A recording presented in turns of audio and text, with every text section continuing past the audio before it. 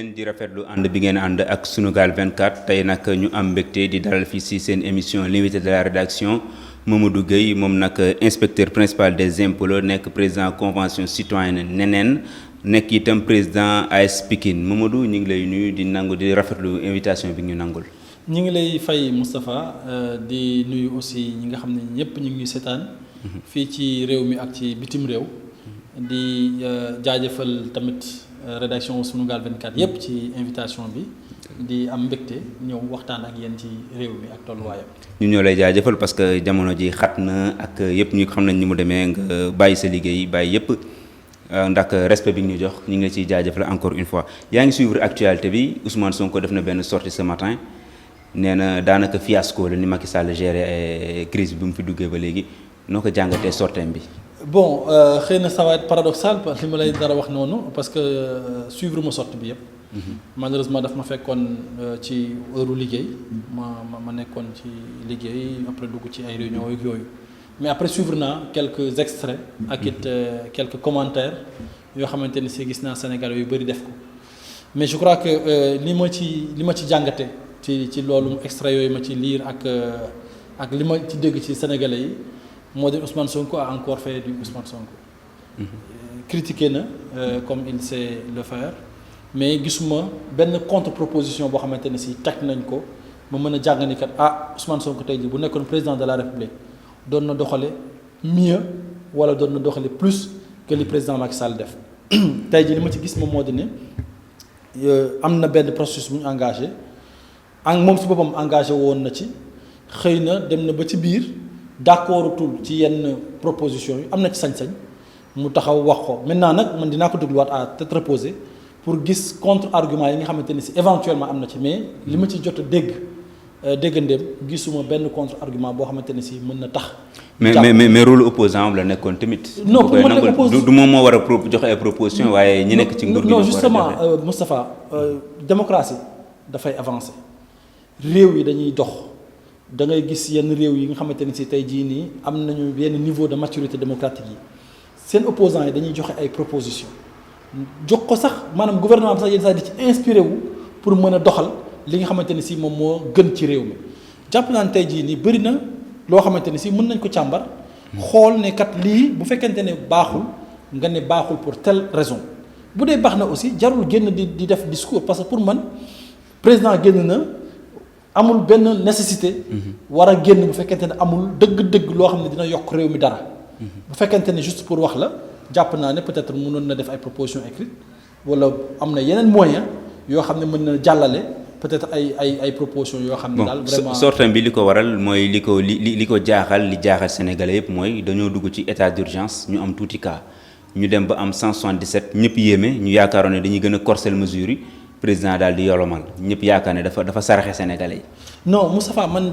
foofu dama ci am appréciation bu wuute faw ñu xam fan la ñu jóge fan lañ toll ak fan la ñu jëm fi ñu jógee fan la bi mbas mi di soog a feeñ ci àdduna fa mu jaar muy Chine ba mu fa jógee fa mu dem muy Europe notamment Italie ay France Espagne.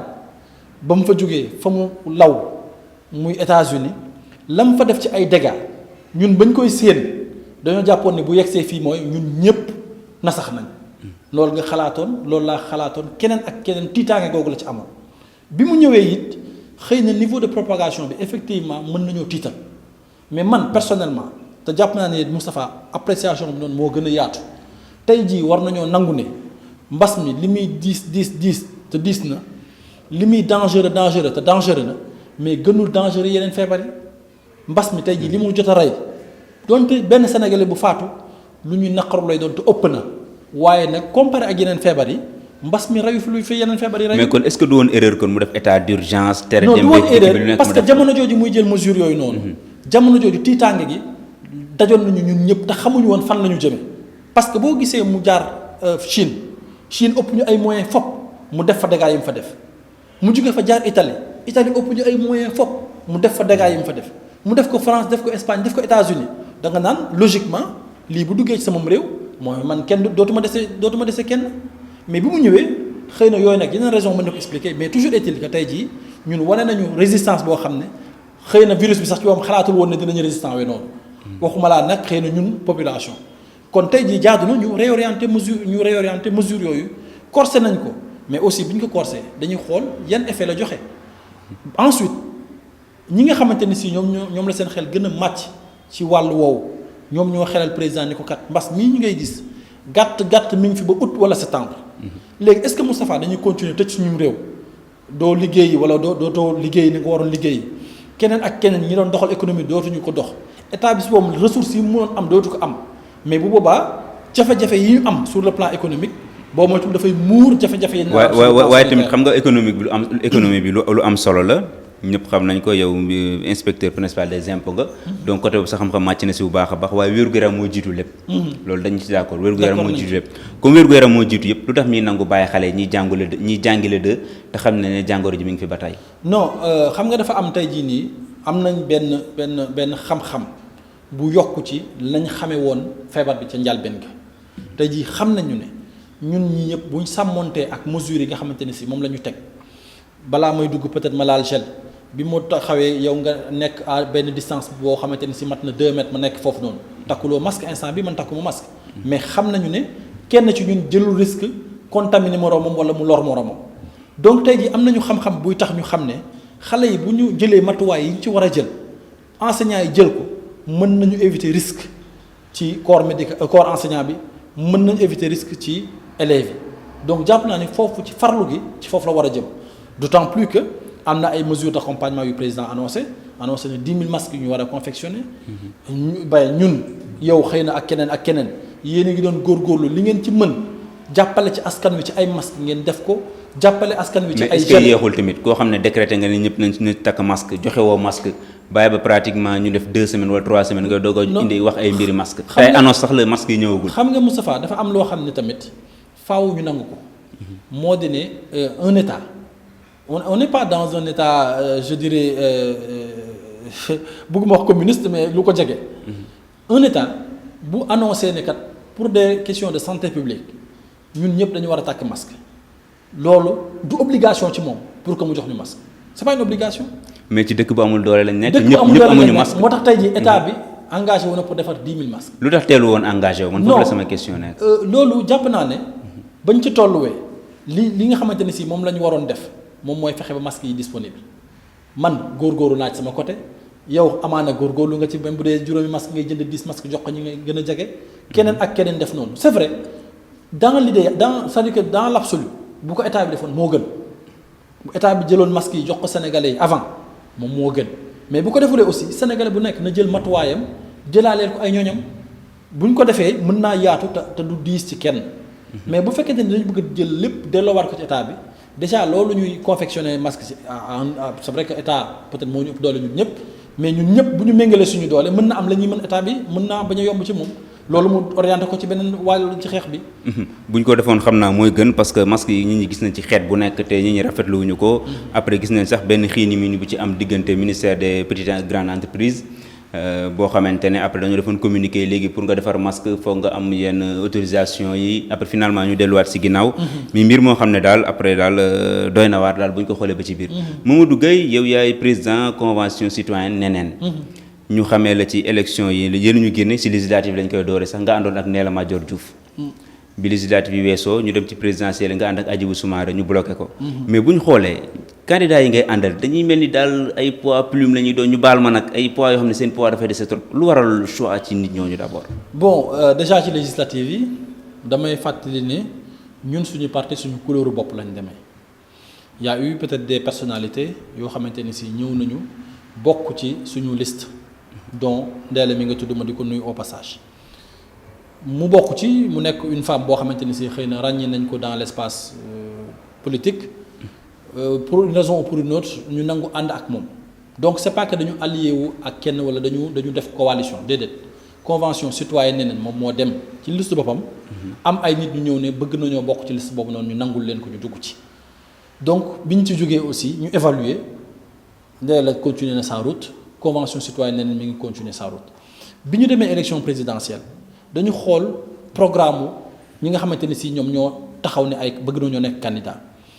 ki ñu gënoon a sentir ne moom la ñu gën a jegenteel au début peut-être pour d'autres aspects liés peut-être à son parcours mu Hadjibou Soumaré liés à peut-être sa personnalité mu nekk peut-être un ancien fonctionnaire xëy na du trésor amaana yooyu yëpp peut-être bokk na ci li taxoon ñu am convergence de vue ci aspect yu bëri bi ñu waxtaanee ñu nangu gunge ko pour ñu dem wuti ji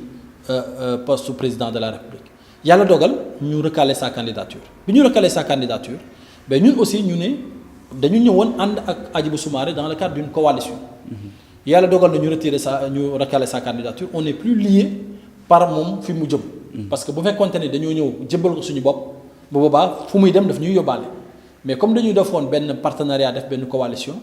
bi mu defee benn choix boo xam ne ñun d'accord ci choix boobu noonu wax nañ ko respectueusement mu nangul ñu ko aussi ñu dem ànd ak ki gën a dal suñu xel. muy président Macky Sall muy président Macky Sall. est-ce que du woon contradiction jóge ci opposition dem parti au pouvoir. non du contradiction parce que dans le cadre d'une élection dafa am ay candidats yu taxaw. candidats yooyu noonu ku ci nekk ci ñoom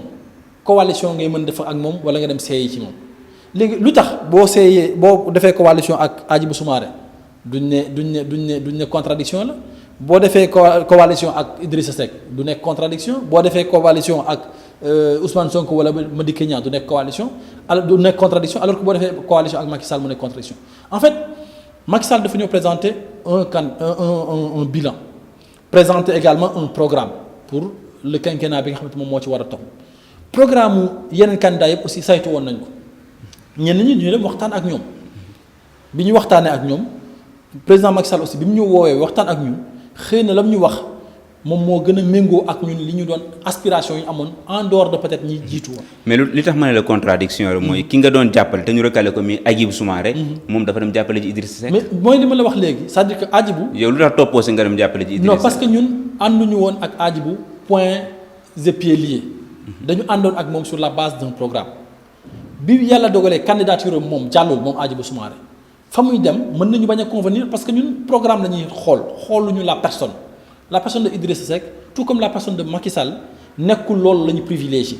bi ñu ànd ak Macky Sall aussi convergence de vue la ñu am dañu toog ak moom daf ñu woo ñu toog ak moom waxtaan ak moom ñu laaj ko ci peut-être yenn aspects yi mu présenté ñu avant loolu xëy na lire nañu programme am bien sûr mu présenté ñu yenn pàcc ci programme am ñun aussi mu nekk loo xam ne loolu daf ñoo ñor bokk na ci programme zéro bidonville loolu nekk na loo xamante ni si jàpp naa ne ku bëgg a tabax réew mi loolu da nga ko war a bàyyi xel. bokk na ci yeneen accès universel yi nga xamante ne si président wax na ko. ok loolu am na solo ngeen ànd ak président Macky Sall mu gagné élection yi mais ba léegi séddoo ko de. non parce que du séddoo jàpp nañ ne bu fekkente ne dañuy ànd sur la base de principe. mais quand même am na tamit booy ànd ak nit sur la base de principe bu gagné da ngeen war a ànd gouverner ensemble. non gouverner ensemble xam nga coalition Benno Bokk Yaakaar on est su ma juumulee plus de 200 partis au bas mot ak. des dizaines de mouvements donc ñun ñëpp bu fekkente ne Macky Sall daf ko defoon séddale te waru nekk loolu même bu doon dafa doon séddale mënul am ñun ñëpp ñu jox kenn ku ci nekk un poste. maintenant ay sénégalais lañu am nañu suñu profil am nañu suñu compétence peut-être président xam nañu suñu profil ak suñu compétence su yàlla dogaloon mu soxla ko ci benn domaine boo xam ne mën na jariñ réew mi ñu jàpp ne ñun tamit loolu mën nañ fa féete réew mi su boobaa ñu gunge ko fa. su ko deful tey doxal li nga xamante ni si moom moo tax ñu ànd ak moom su boobaa aussi ñun amuñu ci problème maintenant ànd boo gis nag ñun ci li ñu gëm moo di ne dañu àndoon sur la base de principe et d'un programme su ñu demee ba dawal ba mi-mandat dinañ évaluer programme bi ñu àndee woon est-ce que Macky Sall mi ngi ci yoonu réaliser programme boobu noonu par exemple sur programme zéro bidonville bi dinañ xool ñun Pikine gi nga xamante ni si foofu la ñu dëkk est-ce que réellement bidonville yi fa nekk am na changement wala jël nañ tànku changé ko. ok yow évaluation ngay waxee côté boobu. mais est-ce que du tamit boo xoolee c'est pas la personne de Mamadou Gueye boo xamante ne du kaas jàpp ñàmburam nekk koo xam ne day liggéey ñëw bëgg def en même temps politique du loolu moo tax président ne kii daal bàyyi la nga foofu mu toog rek. du politicien moo soxla dëgg bu am benn. su dee loolu la ñuy xaar xëy na duñ ñu jox benn poste parce que jàpp nañu ne defuñu politique pour poste. te it yàlla suturaal nañu ba am na lu ñuy yëngatu mu ñuy may sutura ñu ciy dund décemment ba ci mën di dimbali ay doomu aadama yu koy yaakaar ci ñun loolu ñu koy sant yàlla bu baax a baax donc ñun man tey jii Moustapha damay wax ne engagement politique bi ma am gëm-gëm la bu ma am ci sama réew mais tey jii amaana buñ ma faloon yenn poste yi amaana même peut-être yenn poste ministre yi. poste ministre sax bu mu ci mënti doon parce que ñoom ñëpp ñooy am traitement xëy na li ma fay gagné mën na bañ a sore trop ak li may gagné fi may liggéeyee or attente yi boobaa dina yokk xëy na tur bi dina gën a jolli. ñu bëri jàppale mais dafay baax tamit ci sa carrière politique nga am yenn postes yeeg bien sûr waxuma ne bëgguma ko dama la wax ni la maanaam nekkul lu may daw vers wala lu may teree nelaw. parce que damaa jàpp ni yàlla suturaal na ma am na lu may yëngatoo foo xam ne am na jàpp naa ne maa ngi ciy jariñ Sénégal. donc poste bu mu mënti doon tamit c'est juste pour def liggéey boobu noonu ci beneen position. donc loolu nag du tax ma def wala ma wax loo xam ne jikkoowuma ko. loolu dañ koy comprendre mais bu ñu gisee Ndella Madior Diouf Hadjibou Soumaré pourquoi toujours di wut si ko adossé wu pour dem pourquoi pas def comme par exemple Ousmane Sonko demal sa bopp. adossé wuñ ci Ndella pour ne prendre que cet exemple là au contraire Ndella xëy na moom moo adossé wu suñu parce que ñu ñoo confectionné suñu liste dem def suñu caution def suñu campagne Ndella ànd ak ñun. donc c'était pas que ñun ñoo. mais comme moom moo gën a am tour moom la nit ñi gën a xam. moom peut-être mais Ndella n'était même pas première n'était même pas deuxième sur la liste proportionnelle Ndella était quatrième sur la liste majoritaire donc nekkul woon xëy na mais comme tu dis xëy na peut-être médiatiquement. moom lu moo gënoon a siiw yenn femmes yi nekkoon ci suñu liste mais suñu parti bopp moom moo demoon à la conquête de la législature. bi yàlla dogalee ñu génn ci élection législative yi amuñu un député mais su boobaa aussi suñu demee élection présidentielle prétention lay doon dañu naan dañuy war a dem liggéeyi waat maintenant xool élection présidentielle kan la ñu war a mën a àndal pour mën a maintenant suñu parti mën a am beneen dimension bu muy atteindre su fekkente ne gagné nañu. noonu lañ choisir woon Hadjibou Soumaré pensant que bu yàlla dugaloon ñu dem élection xëy na ak suñu programme xëy na ak profilu Hadjibou mënoon nañ am benn taxawaay bi. yàlla dogalu ko ñu gis ni Macky Sall xëy na moom mooy peut-être le meilleur choix parmi les 5 yi fi desoon ñu ànd ak moom. maire Djiddah Thiaroye Kaw intéressé na la. mais bu baax je pense que aujourd'hui su doon am na benn élection boo xam ne mënuñu ko manquer mënuñu ko rater. à l'échelle nationale ci jamono jii ñu jëm mooy élection wu maire Djiddah Thiaroye Kaw. mais est-ce que yaa ngi jox sa bopp argument yi pour nga mën a affronter bu baax a baax Cheikh Dieng ma fa nekk ndax toog na bu baax a baax de. mais loolu musuñu si jóg. Cheikh Dieng toog na bu baax xëy na loolu yaa koy wax Moustapha. mais je suis presque sûr que soo wàccoon ci mbeddu Djiddah Thiaroye Kaw yi laajte ba ñenn ñi dinaan la kan mooy Cheikh Dieng ñeneen ñi dinaan lan la fi def. et je crois que un maire bu def aujourd'hui depuis 2014 ak léegi ça fait 6 ans. te mënuloo joxoñ baaraam ni lii lu concret loo xamante ne si def ko fa comme un bilan moi je suis curieux de savoir déjà nan la nar a préparer sa campagne mais en fait moi je suis pas peut-être là pour torpiller la campagne d'un candidat man li ma xalam mooy ne boobu ak léegi ñu ngi ci terrain bi boobu ak léegi ñi ngi def te ñi ngi wan suñu mbokk yu ñu dëkkal ni kat mairie bii nii am na lu ñu fa mën a apporter am nañu yaakaar ne tey jii nii ñu bëri xëy na rëccu nañu lu tax nekkuñu seen maire depuis 2014 donc nag bu yàlla dogalee ñu demaat élection. mais lan ngay tontu ñu ne Modou Gueye amul caay-caay politique bi c'est-à-dire benn politicien ni muy panko quoi voilà le mot Modou Gueye pankul. non panku ma te it. te xam nga affaire localité ay maire koy dafa laaj nga pank nag. non mën nañ di defante comme ni ñu koy waxee. mën nañ bañ a defante lu dul lu baax man defante ci lu baax rek laa ci xam. panku ma aussi du ma nekkuma nitu safara nekkuma nitu histoire. non pas nekk nitu safara mais. xam nga nit ku am safara je veux dire pas nitu safara bële. nit ku am safara nekkuma nitu histoire man je suis dans la construction luy yokk ak luy defar laa xam su ma ñëwee aussi en campagne du ma wax ci diw du ma wax ci diw damay wax li ma nar ak li nga xamante ne si moom laa am yéene pour sama askan noonu laa mës di fonctionner. jusqu'à présent te duma ko changer pour benn élection incha allah. sa kàddu gu mujj lan lay doon. mais di am mbégte bu baax di am mbégte ci teew fii Sunugal 24. mais di am yaakaar aussi bu baax a baax ñun Sénégalais yépp ñu dollee suñu farlu. dolle suñu taxawaay ñu xam ne c'est pas parce que xëy na allégé nañ yenn mesures yi c'est pas parce que assouplir nañu que feebar bi jóge na fi. nañu bàyyi xel ne ba léegi feebar bi ngi fi. ñu continuer di farlu ci li nga xamante ni si mooy geste barrière yi mais aussi ñu continuer aussi di yëngatu nangoo liggéey parce que liggéey rek moom mën a defar suñu réew liggéey mooy defar suñu gox-goxaan yi kon kenn ku ci nekk ñun ci wàll ba mu féete na liggéey bu baax a baax jàpp ni moom liy defar Sénégal ci moom la nekk. ñu koy jaajëfal bu baax a baax Mamadou Gueye la woon moom mooy président AS Pikine nekk inspecteur principal des impôts waaye itam président convention citoyenne neneen Mamadou Gueye ñu lay jaajëfal encore une fois di jaajëfal Dóor waar mi jàpp ci technique bi ba mu yemb mbokk yi jaa ngeen jëf ba beneen yoon incha allah ak beneen invité.